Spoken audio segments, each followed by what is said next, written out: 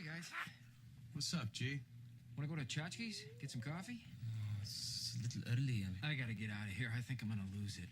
Uh-oh. Sounds like somebody's got a case of the Mondays. Tell me why I don't like Mondays.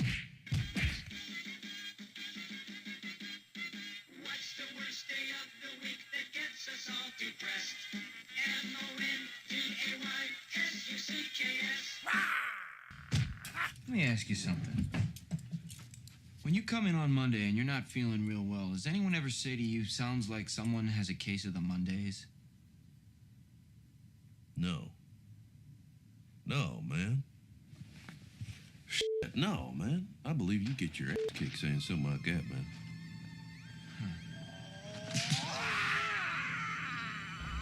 The following is an exclusive original presentation of the 252 ESPN Radio Network.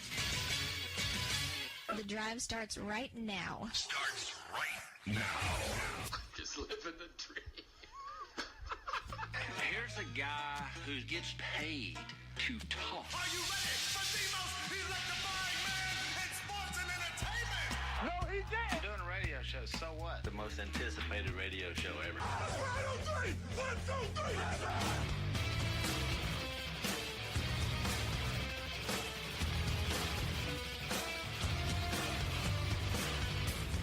Well, happy Monday. This is the Drive East Carolina Sports Show on your ride home. I am Mark Penicelli. Sam Avalos with me on this Monday. Happy Monday, sir. Yeah, happy Monday. It's, just as happy as Monday. a Monday can be. Right. For some reason, I have spent the whole entire day today sore. Like, I didn't do anything this weekend that was, like, strenuous physical activity. But for some reason, like, from my rear end down, I am sore as can be. So I was taking some Advil earlier. Like, I don't know what's going on. Rachel. I don't know what's going on here. Oh, no. From the waist down, Sam is sore. I'm worn out, man. But I'm jealous, though. The tables have turned, my friend. The tables have turned. Earlier, a few weeks ago, it was I who had watched a movie that you had not seen and held the knowledge ahead of you and eagerly anticipated you watching the movie so that we could discuss said movie. And now you, my friend, have watched Deadpool 2, and I have not been able to see it. So I was telling you. I know some stuff, man. Ooh. I know some stuff. I've seen some things. You've heard some things, I'm sure. I've heard some things. I've really seen some things. A lot more than that old lady. Maybe, yeah, right, exactly. Such a great. So you, quick spoiler-free review, like in a sentence or two. Just your thoughts. I mean, obviously, I'm going to see it soon, and we will definitely discuss it at length and spoil the movie. That's kind of what we do That's here. what we do, yeah. What we do. I think we have a sponsor. I don't know if we can completely say, but I think we have a sponsor for this said segment coming, right? Yeah, it's going to be coming. Okay. It's not official, right. but we have a sponsor. There's good things coming. There's good things on the horizon. People think that we know movies. I don't think that's really we watch movies a lot. People think we watch movies, which is true. Yeah. But your quick spoiler-free review, like, do you recommend this? Obviously, fish in a barrel when it comes to superhero movies and Deadpool. But go ahead. Highly recommend. Better than the first one if you saw that. I mean, if you don't know Deadpool, it's a reverent superhero movie that makes fun of other superhero movies. So you're saying Chloe, my 13-year-old daughter? Probably not appropriate for her. Yeah. No, your daughter will learn some things from this movie. If we don't need learning. Right, like, if they could save a lot of money. The teachers had the big protest last week. Yes. The school system could save a lot of money and eliminate sex ed from the curriculum and just send children to go see the Deadpool movie. Okay. And they learn all they need to know, and then, a couple extra tricks here and there probably. But very funny movie, nonstop, start to finish. Cable is awesome. Josh Brolin, which you informed me, plays Cable, who also plays Thanos in the Infinity Wars, is single-handedly taking over the Marvel Cinematic Universe. But, yeah, 100% recommend, and better than the first one. All right, and I think I know now why this whole thing makes sense now, okay? Lower body injury, you're sore down there. I watched Deadpool. You watch I Deadpool. learned some things. You learn some things, and let's face it, probably had an effect. Ryan Reynolds has an effect, and probably Rachel saw the Ryan Reynolds, and you benefited from Ryan Reynolds. I saw Ryan Reynolds, man. Oh, Don't even act like it's just her. Spoilers. Me. All right. Ryan. Speaking of, to keep this in theme, and I'm terrible at segues. Remember, we asked Carolina, and of course there was an actual, I think, running theme, but we asked Carolina if we had to compare LeBron James to a Marvel Universe character. She quickly went to Thanos. That has been used other places, but I like to pretend that it started here on our show. Mm-hmm. And wow, did he look like Thanos? I mean, spoiler alert. And did that game not look like the end of Infinity War? I mean, where the Celtics just got where everybody died at the end of Infinity War. That part. Yes. I'm sorry. You're right. If I'm going to kill it, I might as well just go ahead and write it out. But yes, wow. I put on our board where we kind of plan out the show today. If you remember last week, one of the opening segments was this is Cloud 9, yes. Which was a playoff of, wow, this is how happy a man can be to see how his Celtics are playing so well, et cetera, et cetera, et cetera. This weekend, speaking of Cloud 9. Cloud 9's great. Anyway, great reference to yes. Superstore. Great, yes. And I'm glad you're watching that show, by the way. Great show. But, yeah, that was an absolute Thanos-level massacre, if you will, on Saturday night. Mm-hmm. And this sets up to me, and I know I'm not the first person. I think old Windhorse, as I like to call him, Windhorse. Not Windhorst like his name, but Windhorse. Never mind. Brian Windhorse said earlier today that he thinks that the series, the Eastern Conference Finals, that it rests on tonight's game, and I completely agree with him. I think tonight, when we talk about momentum, I completely buy into this idea that even though it would even up the series, Boston still has home court. They are undefeated at home this year. There's just, I think, going to be something to be said for whoever snatches victory tonight. If Boston's able to head back to the Garden with a chance to end the series, I think they will. But I think if Cleveland especially asserts their will on this young Celtics team the way they did Saturday night, I think the Cavaliers will go on to not lose another game in the series and will represent the Eastern Conference in the NBA Finals. I think this, but I think it all hinges on tonight's game. Yeah, you're not wrong, and I'm going to give you a lot of credit. As last week, I was trying to talk you into this idea of the sweep. We brought the broom in here. The broom, which is still in here, right? The broom, unfortunately, is still here in the studio. We need to get rid of it. We do, because it's not going to happen. It's a bad curse. It's not going to happen. You jinxed them. Yes. Right. It's all your fault. What was interesting to me about how the Cavs did what they did is it wasn't the LeBron game that necessarily got them there. I mean, sure, LeBron was fantastic. I think he finished like 9 of 12 from the field or something like that. He was hyper efficient. 27 points though, which 27 points is a ton of points. Don't get me wrong. But it's not the LeBron James, I have to go out and score 50 points and have a triple-double. It was, okay, I picked my shots, knocked them down, and then distributed the ball. 5 assists, 12 rebounds.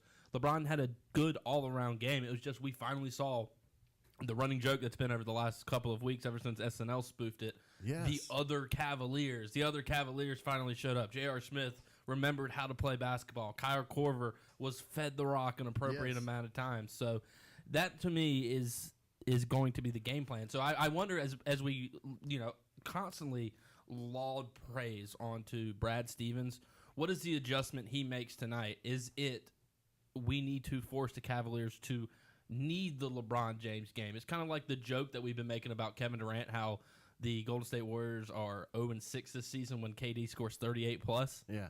It's almost like you have to do the same thing with the Cavaliers.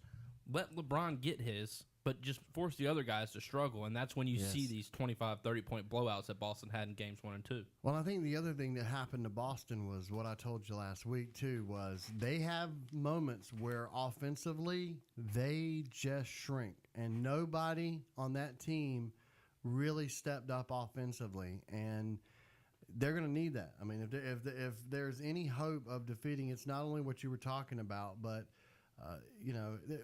without question, if the Celtics have been winning games by allowing multiple people to get production, and I mean it's basketball 101, right? I mean it's what you want. If you look at the end of the day, and you look at the box score, and one of the teams has all 5 starters in double figures and crazy stats like that, I'm telling you, 9 out of 10 times, that team that has that box score is the team that won the game. It's how Boston's been winning, and Cleveland certainly played that way on Saturday night. And I think Cleveland finally played the game they needed to play, and Boston played the game they were due a bad game, and they got. Now my question is, how quickly can they rebound? They've only won a single game on the road this postseason, a team that actually played fairly well on the road in the regular season. But as I was telling you, I think they, for confidence reasons. Now I said ultimately I think if the Celtics were to win tonight, that they're going to win the next game. Right. I think even if that doesn't happen, it still has a great confidence boost for them to steal one of these games in Cleveland. Even if backs against the wall, Cleveland found a way to win that game in Boston, and needing to do it to avoid elimination. Again, I think it still sets Boston up for best opportunity. Again, because Game 7 is going to be in the TD Garden. I just think the LeBron James, the best LeBron James that we've ever seen. You can have all of these SportsCenter highlights, these great shots, these 43-point games, but when LeBron James is at his best is when he turns Kyle Korver into a superstar. Right. When he sells Tristan Thompson jerseys. That's when he's his best. When he makes other players around him better, that's when LeBron James can start to be mentioned as the greatest player that you've ever seen, because that's what wins. Yeah, pay attention tonight, because I noticed this a lot in Saturday's game. And, we're talking about the other Cavaliers, and that's what Brad Stevens needs to try to do. It's almost like he was still trying to do that. It's just the fact that the Korvers and the Smiths and everybody you're mentioning started hitting their shots finally. There were several times in Saturday's game where LeBron would drive and all 5 Celtics would collapse in the lane to defend him, leaving literally 4 guys wide open around the perimeter. So that's the game for Cleveland. It's have LeBron drive. All you can do is collapse 5 guys to try to stop him. There is no other way to try to stop LeBron. He kind of forces your hand there. And so then if he can find the open man, they knock down the shot, then you're going to get the result that you saw on Saturday night. But Cleveland also just played such a better job defensively. Yeah. They really did. It was finally team defense. Even LeBron, we were knocking him a little bit last week. Like, he just seemed tired and lethargic, most notably on the defensive end, because maybe we thought he was trying to save some energy for the offensive end where they needed him to carry the team. But when other guys are producing, LeBron can give a little bit more defensively. And when you want to talk about the difference between LeBron, say, giving it 50% on the defensive side to LeBron giving it 80, 90% on the defensive side, all of a sudden LeBron can single-handedly shut down 2-3 guys if he wants. I mean, he's so quick and so agile on the court that he can be on the 3-point, out on the 3-point arc. And then if one of his guys gets beat on the baseline, he's quick enough to close out and get to the rim and help on the defensive side. So when the other guys produce, it's like with football. We talk about you get the run game established, it opens up the passing game. When you have other guys who are producing on the offensive end for the Cavaliers, it opens up LeBron James's game, and all of a sudden he doesn't have to just focus on, we need points. How do I score points for this team? He can take his talents and spread them into other parts of the game, and you see more complete basketball. And Tyronn Lue is so useless, man. As I sit here and just try to figure out what's going on with this team, the only thing I can ever think about is, man, you know what? That coach doesn't make a bit of difference on this team to me. It's all LeBron. It's all LeBron, 100%. And we've said it all along, but to me, this series and just watching LeBron and how his play affects everyone else just further proves how useless Tyronn Lue is. And again, the Celtics got to get back to it. To me, they got to get back to the ball finds the best shot. They got to get back to The chorus of guys being successful, getting, Marcus Morris is going to hit a shot. Next time down, Rozier is going to hit a shot. Then you got Tatum. That's when they play at their best. Again, we got plenty of time to talk about this. I know we're running out of time on this opening because we segment. also need to talk about how these conference finals sneakily are really bad and boring. There's not been a single game decided by less than 10 so points far, on either side. There hasn't been the competitive contest, Right. without question. Certainly can call out the Rockets, who are, they're looking rough at this point, even after that win last week. Chris Paul, can we call it Chris Paul, man? You got to play better, right? Speaking of great Wake Forest basketball players, Antoine Scott is going to join us today to talk some NBA basketball. We'll get his thoughts on LeBron and the Celtics and that series, but certainly the Western Conference Finals as well. Who knows? We may even, if we get a chance, we may even talk some ping pong balls with them and the Charlotte Hornets for all our local interest and all that. Plus, News Channel 12's Brian North scheduled to join us as he does on Monday afternoons. So you want to go grab a snack real quick? You can grab one real quick. And we got great sponsors. Those are the people you should get snacked, like Orange Crate. That way you don't even have to leave the show, right? Right? I know it's not time to do that. I was just saying. Get a snack. Got a great show for you. Stick around. More of East Carolina Sports Show on your ride home is coming up.